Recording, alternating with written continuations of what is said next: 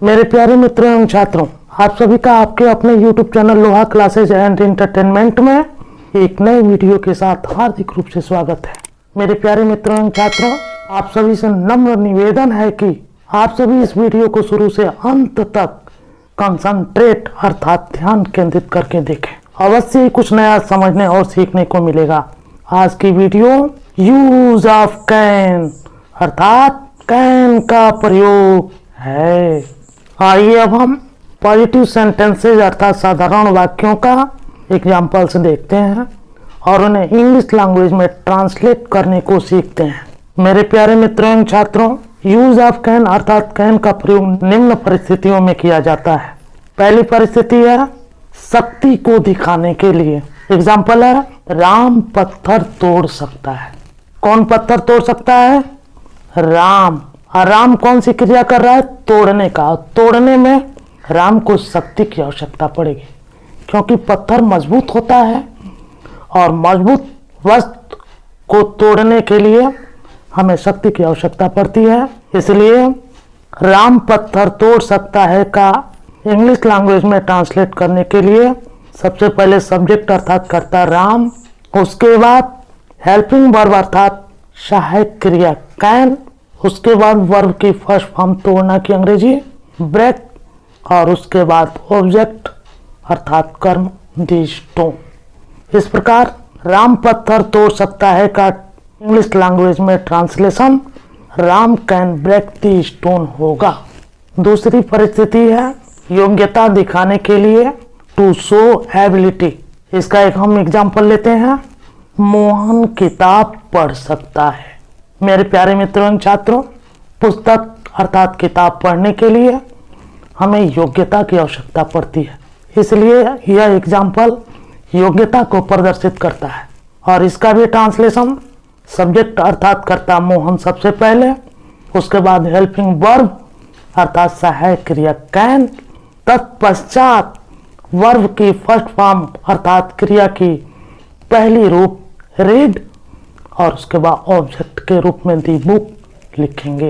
इस प्रकार मोहन किताब पढ़ सकता है का इंग्लिश लैंग्वेज में translation Mohan can read the book होगा।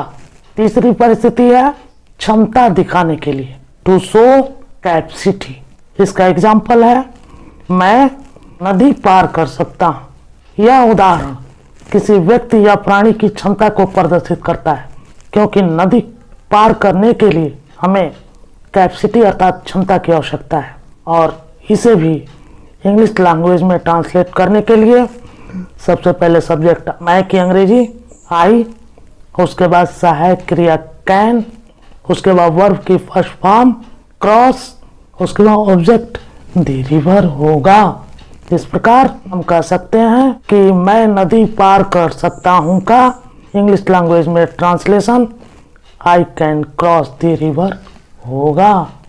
चौथी परिस्थिति है आज्ञा देने के लिए टू परमिट। इसका हम एक एग्जाम्पल लेते हैं।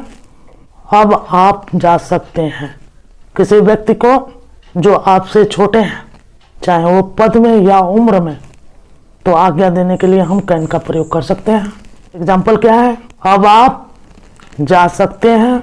इसका भी इंग्लिश लैंग्वेज में ट्रांसलेशन पहले की ही तरह होगा, बस अब की अंग्रेजी सबसे पहले नाउ और उसके बाद सब्जेक्ट यू और हेल्पिंग वर्ब अर्थात सहायक क्रिया कैन लगाकर वर्ब की फर्स्ट फॉर्म गो लिख देंगे।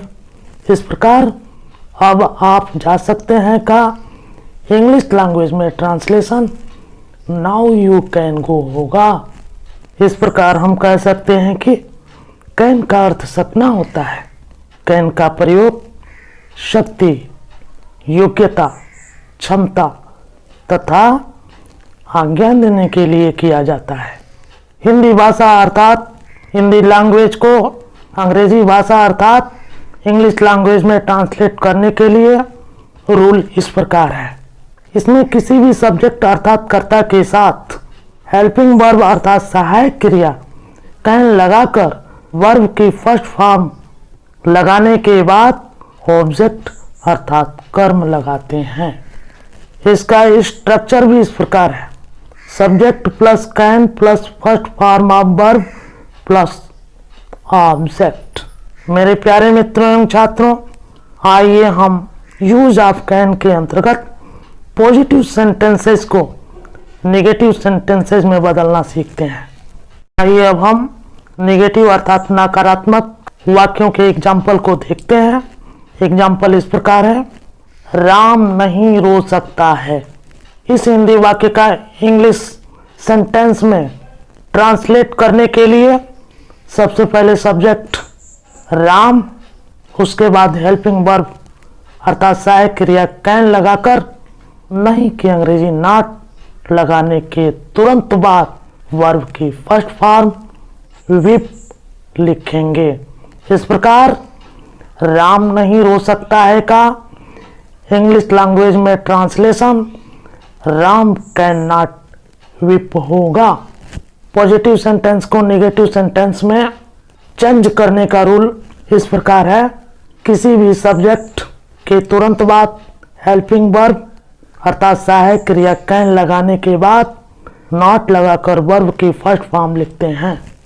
मेरे प्यारे मित्रों एवं छात्रों, आइए अब हम सभी पॉजिटिव सेंटेंसेस और नेगेटिव सेंटेंसेस के बाद इंटेरोगेटिव सेंटेंसेस अर्थात प्रश्नवाचक वाक्यों को एग्जाम्पल्स के द्वारा हिंदी भाषा को इंग्लिश लैंग्वेज में ट्रांसलेट करना सीखते हैं। एग्जाम्पल्स इस प्रकार हैं, क्या मोहन दौड़ सकते हैं। मेरे प्यारे मित्रों एवं छात्रों, यदि हिंदी वाक्य के आरंभ में क्या शब्द आता है तो केवल सहायक क्रिया अर्थात कैन का प्रयोग करके सब्जेक्ट अर्थात मोहन लिखकर वर्ब की फर्स्ट फॉर्म रन का प्रयोग करके इंटेरोगेटिव मार्क लिख देते हैं। इस प्रकार क्या मोहन दौड़ सकते हैं का इंग्लिश लैंग्वेज में ट्रांसलेशन कैन मोहन रन होगा। एंड एग्जाम्पल, क्या हम लोग नहीं दौड़ सकते हैं, इसका भी इंग्लिश लैंग्वेज में ट्रांसलेशन पहले की ही तरह होगा, केवल सब्जेक्ट के बाद नॉट लगाकर वर्ब की फर्स्ट फॉर्म लगाएंगे। इस प्रकार क्या हम लोग नहीं दौड़ सकते हैं का इंग्लिश लैंग्वेज में translation can we not run होगा। थर्ड एग्जाम्पल, सीता क्या पढ़ सकती है। मेरे प्यारे मित्रों एवं छात्रों, यदि हिंदी वाक्य के बीच में क्या शब्द आता है तो क्या शब्द की अंग्रेजी सबसे पहले व्हाट लिखकर हेल्पिंग वर्ब अर्थात सहायक क्रिया कैन का प्रयोग करके सब्जेक्ट अर्थात कर्ता सीता लिखने के बाद वर्ब की फर्स्ट फॉर्म रेड लिखकर इंटेरोगेटिव मार्क लगाते हैं। इस प्रकार हम कह सकते हैं कि सीता क्या पढ़ सकती है का इंग्लिश लैंग्वेज में translation what can Sita read होगा। नेक्स्ट एग्जाम्पल, मैं क्या नहीं पढ़ सकता हूँ, यह भी ट्रांसलेशन पहले की तरह होगा, केवल सब्जेक्ट के बाद नॉट लगाकर वर्ब की फर्स्ट फॉर्म लगाएंगे। इस प्रकार what can I not read, मैं क्या नहीं पढ़ सकता हूँ का इंग्लिश लैंग्वेज में ट्रांसलेशन होगा। नेक्स्ट एग्जाम्पल, राजेश क्यों नहीं सो सकता है। मेरे प्यारे मित्रों एवं छात्रों, मैंने पहले ही बताया है कि हिंदी वाक्य के बीच में यदि कोई भी प्रश्नवाचक शब्द अर्थात इंटेरोगेटिव वर्ड आता है तो उसका इंग्लिश सबसे पहले लिखते हैं।